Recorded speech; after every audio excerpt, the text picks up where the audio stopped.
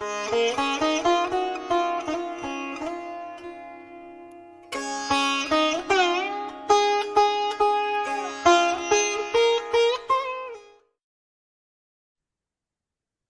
right. So the fourth house, the Karaka indicator of which is the moon and also Mercury. And that's because moksha is a house of self-realization, final liberation. But the fourth house shows to some degree the mind. And that's why the moon, the intuitive mind, and Mercury, the more deductive reasoning part of the mind are both karakas or indicators of the fourth house, and an additional, very distant from fourth lord and fourth house way to deepen your analysis of fourth house matters. The fourth house indicates the mother, the heart, emotions, passions, happiness, land, real estate, fixed assets. So those are like illiquid assets, so like bonds, for example, that haven't reached maturity, CDs. It's any kind of like fairly illiquid asset is a big component of what is represented by the fourth house. So if you have a trust that you can't tap all the way into, but it just keeps kind of giving you money, that would be a fourth house asset because it's fixed and you can't really like liquidate it easily. That's kind of one of the things. So like precious metals are not really seen per se from the fourth house because they're pretty liquid, right? So fine art might also be an example of another fixed asset. You know, like it's worth a lot of money, but you got to find a buyer. Like a rare magic card or a rare baseball card might be indicated by the fourth house. So those are some more examples. So buildings are represented by it. Ancestral inheritances of all kinds, although that's even more seen from the eighth house, but the fourth house does show it. So comforts and conveyances, vehicles, academic degrees or higher learning, endings in the close of life. So it's also not just academic degrees, but it's just a person's learning. I've found a number of times the fourth house can show someone who's really they learned through experience, right? Or they're self-taught or both, right? They lived a hard life and they learned a lot of experience from that. Or maybe they were in the military or they were at a high level business or something, or finance, something like that. And they interacted in deep waters, and so they gained a great experience, but it might show up in a curriculum vitae, but it's not considered part of a formal education per se. It's more like work experience, perhaps. So on-the-job training, being self-taught, being an autodidact, that can also be shown from the fourth house. Again, as a general rule, in India during the 3000 BC era, the fourth house, it made more sense for it to indicate just higher education. And it is a very good indicator for that. But in the modern West, often people learn through those other modalities I mentioned. And so they'll have a very powerful fourth house, but they won't maybe even have a higher academic degree, but they're considered a world-class expert in their field. I actually know someone exactly like that. So the fourth house also represents wealth that is a liquid, as I mentioned. So this can include bonds, unraised maturity, trust, real estate, value bar, baseball cards, magic cards, jewelry, CDs, right? So jewelry is unlike a precious metal coin, which is very liquid, jewelry isn't quite as liquid because when you sell it, if you're not selling it with forethought, you're just getting, like if you sell it to a pawnbroker, you're getting a fraction of its actual value. So it's not really liquid if you want to tap into that value. If you have the time, you can move it. Any of these assets you can liquidate over time. They have a tremendous amount of value. It's just very difficult. A retirement fund might be shown in the fourth house to some degree. So yeah, that's the fourth house in terms of that manifestation of wealth, which you'll notice very different from the second house, which was about earnings, right? Like someone's earning potential. The fourth house is more about fixed assets that have already been achieved. So The fourth house shows education, which I mentioned that before. It can be both the formal, and it can also be all those other methods I mentioned: apprenticeship, real world experience. They have gurus or mentors who taught them, employer education programs, autodidacts, and people who just, learned street smarts from living and experiencing the streets. So the fourth house also rules the mother and motherhood in the case of a woman's chart. So the relationship with the mother and father are exceedingly difficult to pull out of a chart, I've discovered over the years. Sometimes you see a single solitary indicator like a fallen moon in Scorpio, say. You can think there's a really good chance that person has a negative relationship with their mother, especially if it's approaching that degree of maximum debilitation. You can be almost certain, but not always. Sometimes people are incredibly close with their mother despite having that, but then you look and their fourth lord is super amazing, and like their fourth house has Jupiter in it or something, so it's very complicated for that. What I find the fourth house is a little more accurate on, or easy to parse out, it seems, because it almost splits up that aspect of the mother, and that is, in a woman's chart, it shows to some degree, or even to a large degree, but along with the fifth lord and fifth house must be considered. It shows a woman's interest in having children. The fifth house more shows that they're going to have children. The fourth house shows their interest, or perhaps their wounding, or perhaps their strength and excitement around it.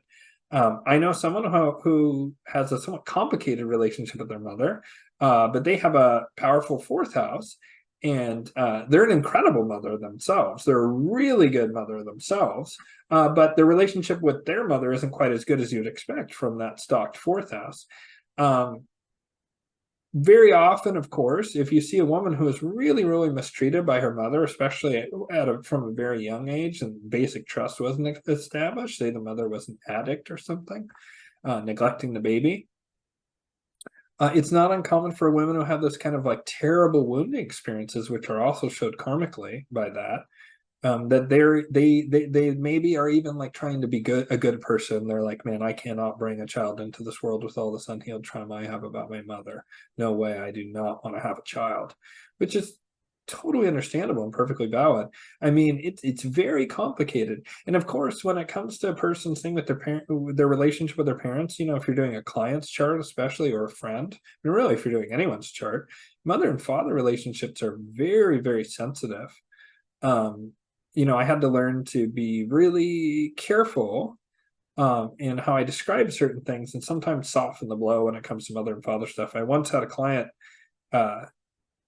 become just straight up irate at me and refuse to pay me for the second half of the payment, which is why I don't let people not pay in full beforehand nowadays, unfortunately. It's because of things, events like this. She became filled with rage, and I said, why are you not going to pay me? You don't find my reading accurate? She said, no, it's incredibly accurate. It's disturbingly accurate. In fact, this woman reached out to me again years later and wanted me to do a reading, and I was like, yeah, no, you didn't pay me for the last one.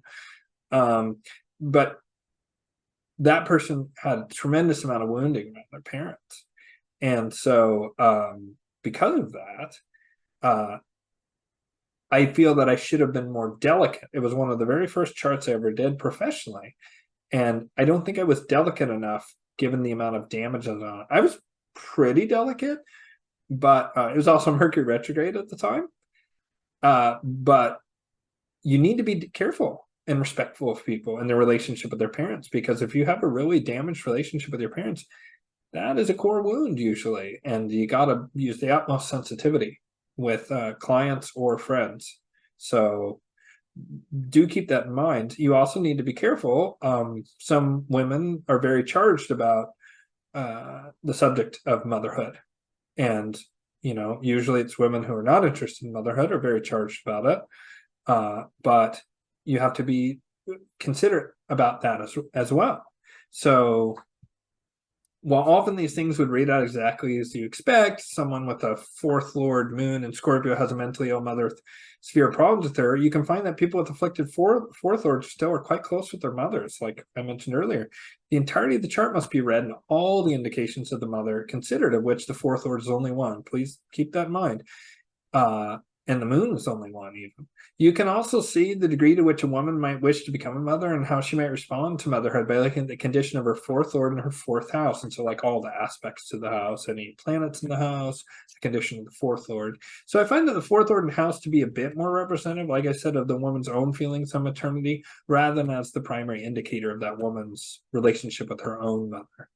Thus, reading the chart of the woman is complicated by this fact, right? So when you're reading a woman's chart, it's much more complicated than when you're reading a man's chart, because it can also indicate their interest or lack thereof in motherhood itself.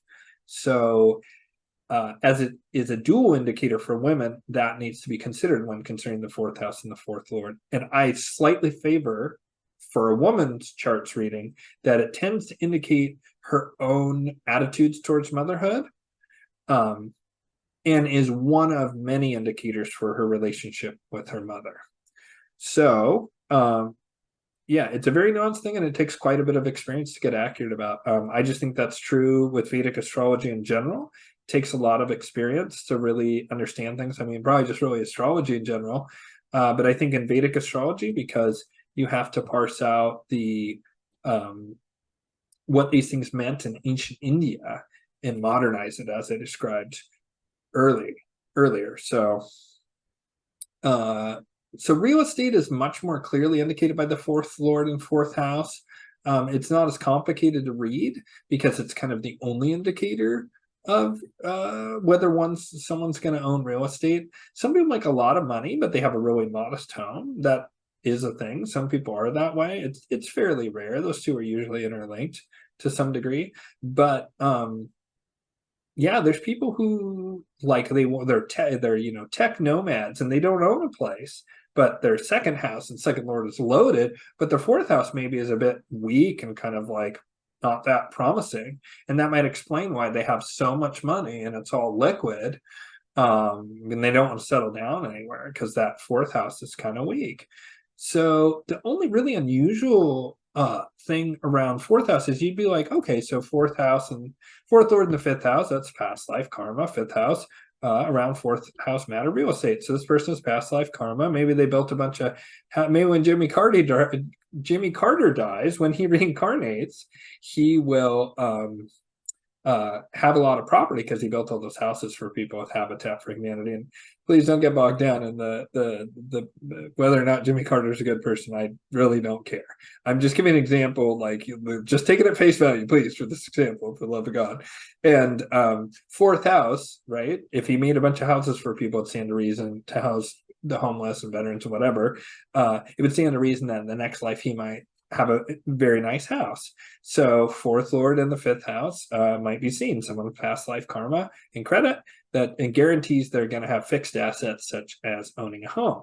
What's odd is that when you see the fourth lord in the 12th house, or the 12th lord in the fourth house, or the fourth lord and 12th lord conjunct together in some kind of house, it can sometimes indicate someone who rents out part of their house or who is a landlord. And so you would think 12th house, oh, that's bad. It's destructive. It's debts. It's kind of foreigners and seclusions. And I think that if you look at it symbolically, the reason this works is because it's seclusion from your own property. Like you own a dwelling, but you don't live in it. It's kind of weird, right? Right? If you're like a landlord, if you own a dwelling and you don't live in it, it's like, how would that express karmically? And fourth lord and 12th lord or house interactions is the answer. And so you can be tremendously wealthy, and very often landlords have taken a lot of debt to be in that position. 12th house also rules debt. There's also kind of a foreign presence in the inner sanctum. Like you don't even know these people. Sure, you did a background check or whatever, but you don't know the people and what their habits are, and they're living in your property. So it's a very foreign element. 12th house rules foreigners. Regardless of the whys of it, it just is shown that when there's a fourth and 12th house connection, or fourth and 12th lord connection, that it's very often someone who rents land. It can also be someone who, like, Warren Buffett made a lot of money and he rented agricultural land to farmers. So that's a fourth, 12th house interaction. Probably fourth, 12th, fourth again, because fourth house also rules farming. That tends to be less often in modern times, and there's so few family farms. But I did meet someone with a very powerful fourth house, and she runs a family farm operation, and she has a very powerful fourth house. So the fourth house is, again, that first Kendra or angular house beyond the first, which is both a Kendra and a Kona. And earlier I alluded in this series, I alluded to that the four Kendra houses are the pillars of material life: the body and sense of self, the first house. The fourth house is property, like your home, right? The home that you dwell in. And then the seventh house is the partner, the intimate partner, or the business partner who you're very intimate with in a certain sense. You're financially extremely intimate with the business partner. And then the 10th house of career, your public facing persona. So those are kind of the four pillars of your material experience to a large degree. Of course, you have to consider income and friendship and things like that. But the Kendras are considered auspicious because they rule those four spheres of life: the body, fourth house, the home, right? Also, the fourth house also rules vehicles. And so if someone has a really amazing fourth house, they might own really amazing cars. And so if you read the ancient sacred texts, it might say something like, this person rides on an elephant. Well, obviously, unless you work at Barnum and Bailey Circus, or perhaps you live rurally in, like, Southeast Asia or India, you're very unlikely to ride an elephant with any frequency. So you got to update that and say, oh, this person owns a Tesla or a late model, a Pagani Huayara supercar, my very favorite. Yeah, so the fourth house also does rule vehicles, and that should be paid attention to. So it can also rule boats and planes for those who are so fortunate. So people own lots of planes. I'm sure they have a ludicrously powerful, like, exalted fourth lord. So that is the fourth house. And yeah. And just to continue, forgot to say this. If you're interested, I will be teaching astrology classes probably sometime in late October or early November of 2023. And then I am doing astrology readings through Elite for natal charts, which is the first 40 years of life, and Navamsa, the last 40 years of life. And I am doing that at least through the end of October 2023. At some point, I'll be switching into working for a company. And at that point, I'll be doing far fewer and maybe no readings whatsoever, except for returning clients. So if you're interested, now's the time to book. Thank you and have a great day. Bye.